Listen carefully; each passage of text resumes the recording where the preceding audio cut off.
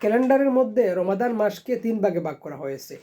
যেমন প্রথম 10 দিন রহমতের, শেষ 10 দিন নাজাতের, মধ্যখানের 10 দিন হচ্ছে মাগফিরাতের।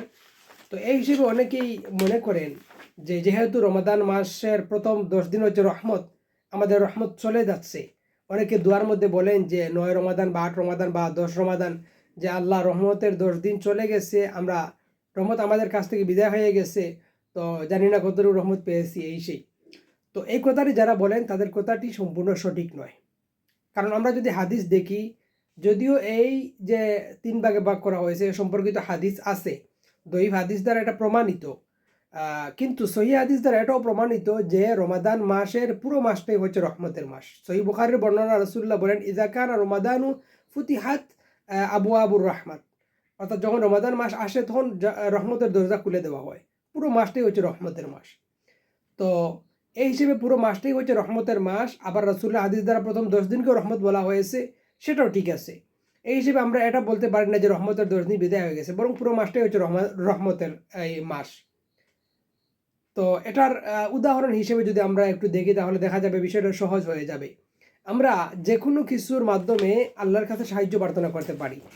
আমরা যে কোনো কিছুর মাধ্যমে আল্লাহর কাছে সাহায্য প্রার্থনা করতে পারি, কিন্তু আল্লাহ সুবহানাহু ওয়া তাআলা কুরআনুল কারীমের মধ্যে বলেছেন, ইয়া আইয়ুহাল্লাযীনা আমানুস্তাঈনু বিস-সাবরি ওয়াস-সালাহ, তোমরা নামাজ এবং সবরের মাধ্যমে আল্লাহর কাছে সাহায্য প্রার্থনা করো।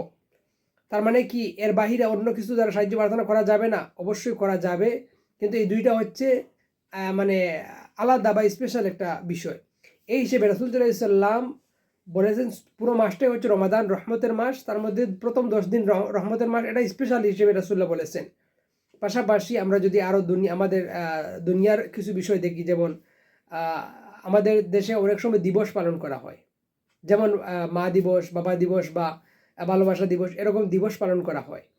তো তার মানে কি এই যে দিবসগুলো পালন করা হয় শুধু কি এই দিনেই এগুলো, নাকি পুরো বছরই এগুলো আছে?